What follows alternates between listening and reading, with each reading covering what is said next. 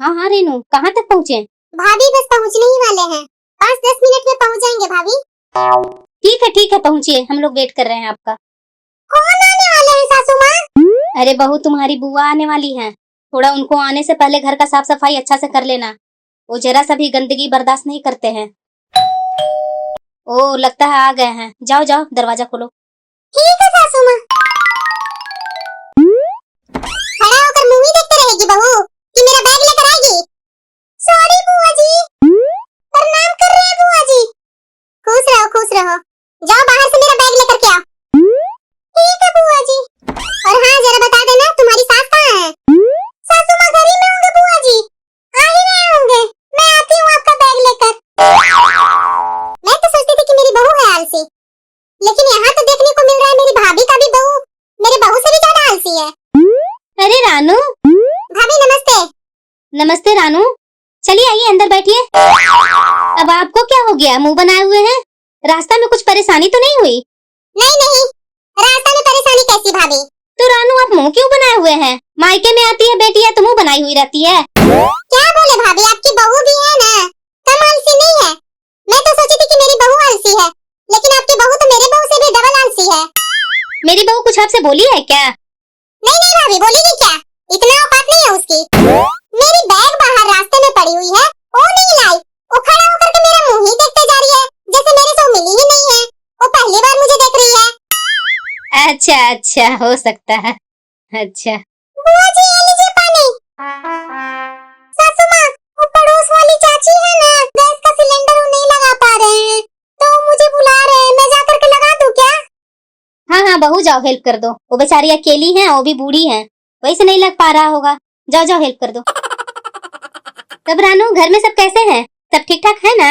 नंदोसी जी कैसे हैं? नंदोसी जी को साथ में नहीं लाए? हाँ भाभी, सब घर पर ठीक है। आपके नंदोसी जी भी सही है। उनको बोले थे कि चलिए ना, तो वो सीधे मना कर दिए कि नहीं नहीं, मेरा काम रहता है कुछ है, तो तुमको मन है अपना भाभी से मिलने का तो मिल करके आ जाओ। एक ननद ही तो है जो आ जाते हैं 6 महीना साल भर पर मिलने। ये बूढ़ी को कौन पूछेगा? ऐसे क्यों बोल रहे हैं भाभी? ऐसे ही बोल रहे हैं, ऐसा कोई बात नहीं है। अच्छा आप बैठिए ना, मैं आती हूँ, आपके लिए चाय बना करके लेकर आती हूँ। भाभी आप जाएंगे चाय बनाने, और इस उम्र में? तो क्या हो गया, क्या उम्र में क्या रखा है, हाथ पैर चल रहा है तो बना लेते हैं। भाभी आप भी गजब करते हैं। तो आप अपने बेटा का शादी क्यों किए? बहू क्यों लाए? घूमने के लिए कि जाओ बहू घूमते रहो पास पड़ोस में, और घर में कौन आए हैं मेहमान नहीं आए हैं उसका कोई फिक्र नहीं है बहू को। नहीं रानू, वो पास पड़ोस में घूमने नहीं जाती है। जरूरत रहती है तो कोई बुला लेते हैं तो मैं भी भेज देती हूँ, क्योंकि मेरे से तो सब काम होगा नहीं, बहू कर देती है जल्दी जल्दी। आपको मेरे हाथ की चाय अच्छी नहीं लगती है क्या, जो आप बहू का हाथ का चाय पियेंगे? नहीं नहीं भाभी, आप भी गजब बोलते हैं। मुझे तो आप ही का हाथ का चाय, खाना, पानी सब अच्छा लगता है। वो पुराना याद ताजा हो जाता है कि जब आप शुरुआत में आप घर में आए थे ना, तो आपका हाथ का अलग ही टेस्ट था। आज भी मैं बात करती हूँ आपके नंदोसी जी से। बैठिए तो मैं बना करके लेकर आती हूँ चाय। और हाँ भाभी सुनिए ना, 1 मिनट। हाँ रानू बोलिए। वही जो मसाला डाल करके आप चाय बनाते थे ना, स्पेशल हम लोग दोनों के लिए, वही आज बनाइएगा चाय। ये भी कहने की बात है, मैं तो वही सोच रही थी कि वही चाय बना कर लाती हूँ। मेरी भाभी भी है ना, बहुत भोली भाली है। बहू को सैर सपाटे के लिए भेज दिए और खुद रसोई में घुस गए। लीजिए रानू, आपका फेवरेट चाय। अब बैठ तो जाइए भाभी। लीजिए, बैठ गई। अब पी कर देखिए चाय, आपका फेवरेट वाला चाय बना है ना? सासू माँ चाय बना कर ले आऊं क्या? अरे नहीं बहू, मैं चाय बना ली हूँ और तुम्हारे लिए भी किचन में रख दी हूँ, पी लेना। क्या भाभी, आप भी अब अपनी बहू के लिए भी चाय बनाए हैं? सासू माँ मैं किचन में जा रही हूँ, बुआ जी पकौड़े खाएंगे क्या? बहू, अगर कोई तो खाना तुम खिलाएगी तो पूछ कर खिलाएगी। खाएंगे क्या? यही तुम्हारे माँ बाप ने सिखा करके भेजा है क्या? नहीं बुआ जी, मैं तो सोची कि आप पता नहीं खाएंगे पकौड़े या नहीं, इसीलिए सासू माँ से मैं पूछी। वैसे मेरा कोई इरादा नहीं था आपको तकलीफ पहुँचाने को। अच्छा ठीक है बहू, जाओ बना लो पकोड़े। वैसे पता है, मेरी बहू पकोड़े बहुत अच्छा बनाती है। क्या भाभी, आप भी इतना बहू को सर पे चढ़ाए हुए हैं। अरे आप भी तो थोड़ा बहू से सेवा करवाइए। क्या जिंदगी भर अपना शरीर ही कटाते रहिएगा? कभी ये काम कभी वो काम, शुरू से ही तो काम करके आए ही हैं। कीजिए। और भाभी मुझे सुनने को ये भी मिल रहा है कि आप अपनी बहू को अपने बेटे के पास भेज रहे हैं। अपने बेटे को शादी किए थे अपने से दूरी होने के लिए क्या? अरे भाभी अपनी बहू को कुछ दिन तो अपने पास रख लेते, कुछ तो आपकी सेवा कर देती। इतना भी जल्दी क्या थी कि आप अपने बेटे को बहू के पास भेज दे रहे हैं? कुछ दिन तो बहू का मजे लूटिए मेरे जैसे। रानू, मैं अपने बेटे के साथ उसके लिए की हूँ, ना कि अपने लिए। मैं उस बेचारी को यहाँ रोक करके अपनी सेवा करवाऊं और पति के साथ रहूं, ये कोई बात है? और वो दोनों नए नवेले को अलग भलग कर दूं, मुझे तो ये बिल्कुल पसंद नहीं है रानू। सही बोल रहे हैं भाभी आप। शायद आपके भाग में बहू का सुख लिखा ही हुआ नहीं है। इस उम्र में भाभी खुद ही बनाइए खुद ही खाइए, ये कोई बात हुई? एक मुझे देख लीजिए कि मैं ठाट से पलंग पर सोई रहती हूँ। सुबह उठते के साथ ही चाय मुझे मिल जाती है, नहाते के साथ ही मुझे नाश्ता मिल जाती है। मुझे तो एक शब्द नहीं बहू को बोलने पड़ते हैं कि बहू ये कर लो वो कर लो। मेरे बोलने से पहले वो काम कर देती है।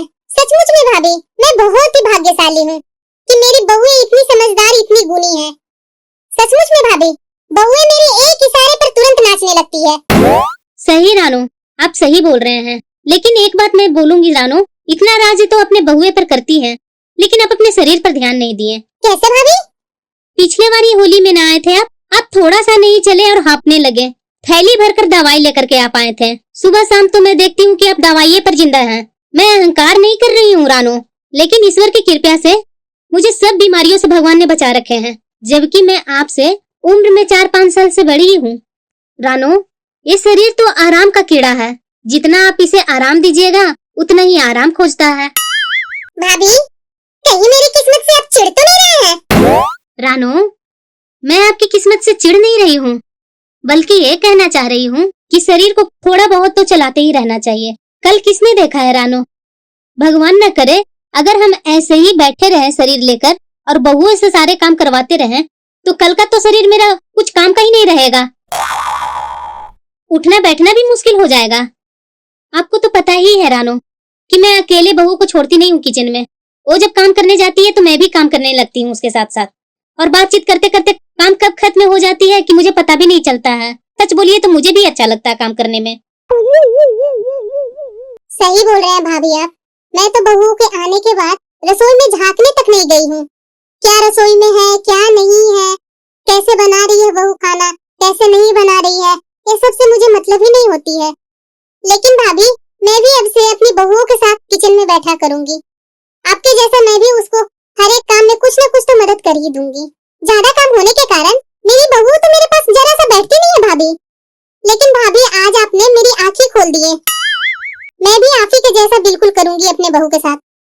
धन्यवाद भाभी, मैंने तो ये सब कभी सोची ही नहीं थी, लेकिन जब भी मैं आपके पास आती हूँ ना तो कुछ न कुछ सीख करके ही जाती हूँ। धन्यवाद रानू आपको भी, जो मुझे इतना सम्मान देते हैं। अरे नहीं भाभी, आप धन्यवाद के ही काबिल हैं।